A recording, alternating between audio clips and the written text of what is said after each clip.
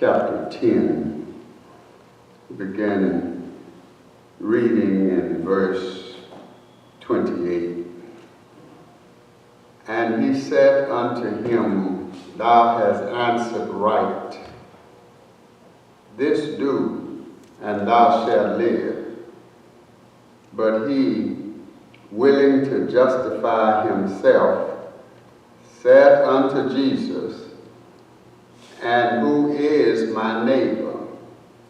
And Jesus answering said, A certain man went down from Jerusalem to Jericho, and fell among thieves, which stripped him of his raiment, and wounded him, and departed, leaving him half dead. And by chance there came down a certain priest that way.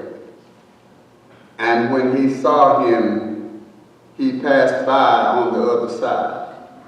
And likewise a Levite, when he was at the place, came and looked on him, and passed by on the other side. But a certain Samaritan, as he journeyed, came where he was, and when he saw him, he had compassion on him, and went to him, and bound up his wounds, pouring in oil and wine, and set him on his own beast, and brought him to an inn, and took care of him. And on the morrow, when he departed, he took out 2 pence and gave them to the host, and said unto him, Take care of him, and whatsoever thou preparest, thou spendest more. When I come again, I will repay thee.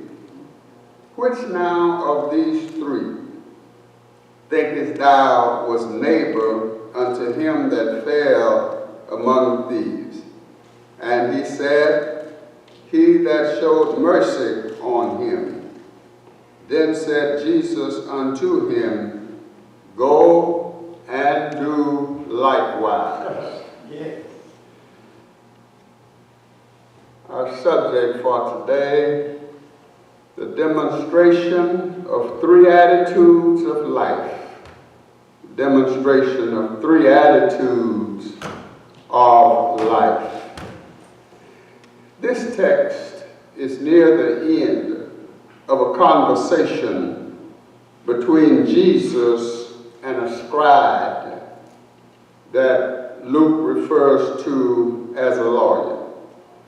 In the conversation, the lawyer attempted to put Jesus to the test and to show him unfit and unsophisticated in theological discussions. During the course of the conversation, the lawyer, having asked Jesus a question he already knew the answer to, proved to be theologically sound. But then he decided to test Jesus further by asking him to define who was his neighbor. Jesus knew the man had an ulterior motive. He really wanted that definition so that he could rule out certain classes of people. Jesus knows the motives behind our questions. The fact that he asked that question revealed that he had head knowledge of the scripture, but his head knowledge had not yet penetrated his heart. There are times in life when we have head knowledge, but we just don't have heart knowledge of the scripture. Jesus, through this parable, called the parable of the Good Samaritan, taught this man about being a neighbor and about who his neighbor really was. And in unfolding this particular parable, we see three different attitudes of life. And as you read this parable, you will see that it was about a man that was traveling down a dangerous road. He started out well, but he ended up being left for dead. And the first thing we see in this parable is the robber's attitude. This man was going about his business, but the robbers attacked him, beat him, stripped him, and left him to die alone. In essence, the robbers were saying to this man, what is yours, but we're going to take it. Most of us will say, well, that just don't apply to me.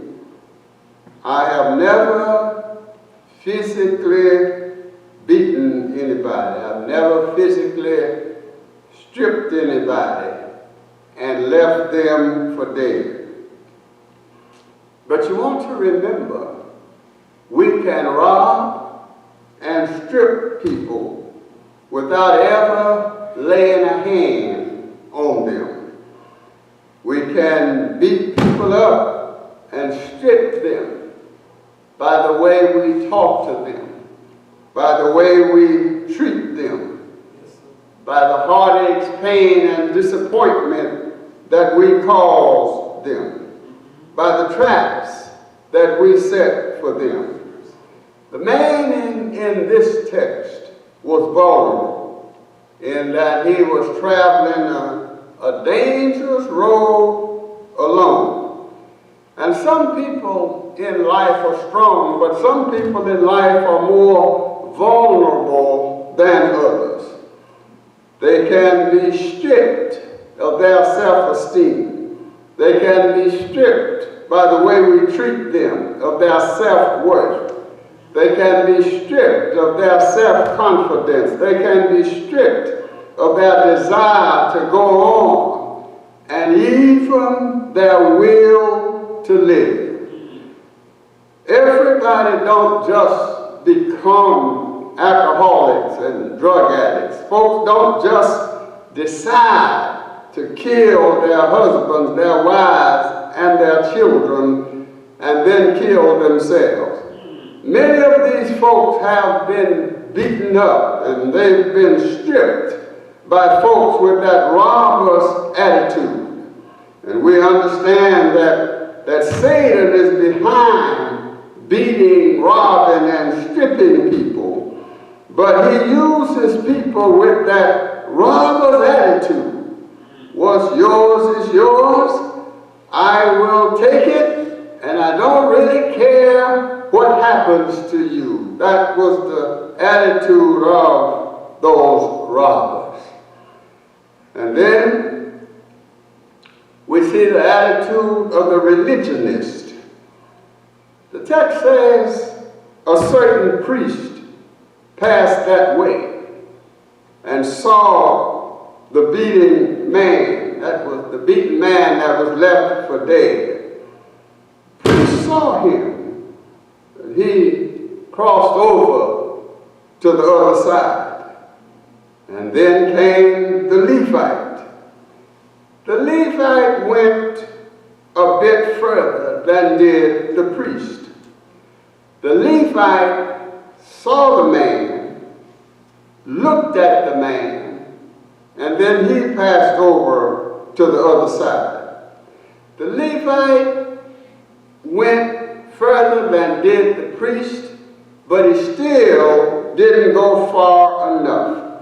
And this lets us know that in ministry we can go further than other folks and still not go far enough. We can go further than other folks go and still come short of what we could have and should have done. The priest was a leader in the church services. The Levite was his helper. They represented the people that go to church and worship. But their attitudes revealed that they were not genuine. Their attitudes revealed that they were only religious people. Religious folks do like the priest and the Levite. They work in church, but when it's time for them to do the work of the church, they pass by on the other side. Religious folks, like the priest and the Levite, go to church, but when opportunity presents itself for them to be the church, they pass over to the other side. Religious folks, like the priest and the Levite, worship and praise God in church on Sunday. But when it's time for them to take their Sunday religion into the Monday world, they pass over to the other side. There was a law that said the priest would render himself defiled if he had dealings with the dead.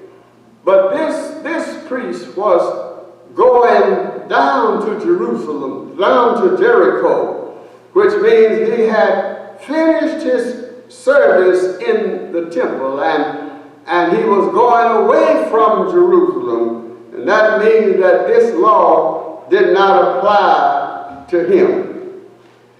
The priest and the Levite might have some of the same excuses that church people use today.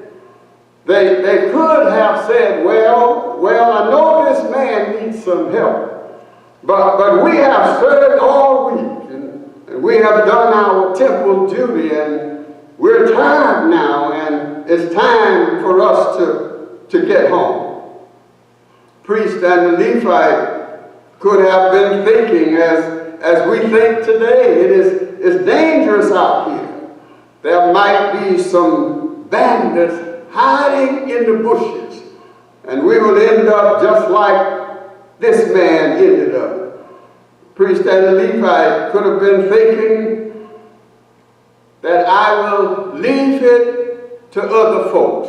The priest could have been saying, well, the Levite is coming. I will just leave it to the Levite. He'll take care of the man.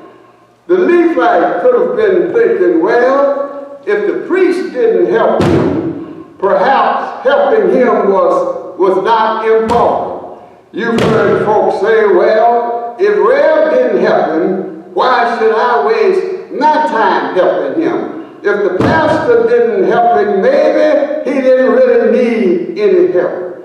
Both the priest and the Levite could have been thinking, this is a busy road.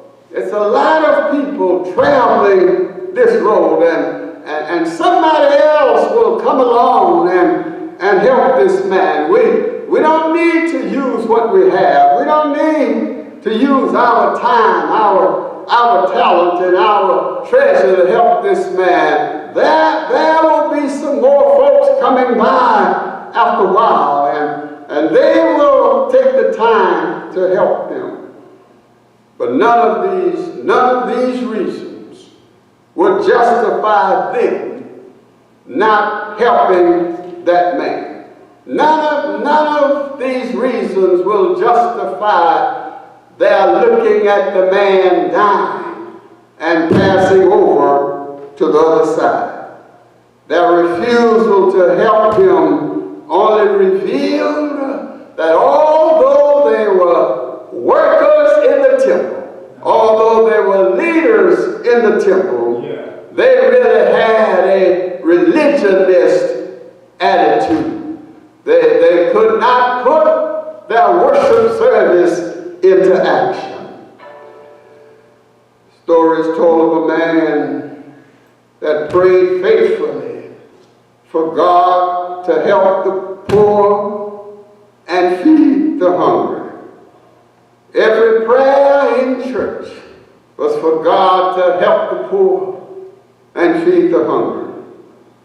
Every prayer in his house was for God to help the poor and feed the hungry. But one day, after listening to the man pray, his little son said, "Daddy, I just wished that I had your corn crib." And he said that over and over, and finally his dad said, "Son, why do you wish so much to have my corn crib?" And the little boy said, "Daddy, if I had your corn crib, I would be the answer to your prayer. If I had your corn crib, I would feed all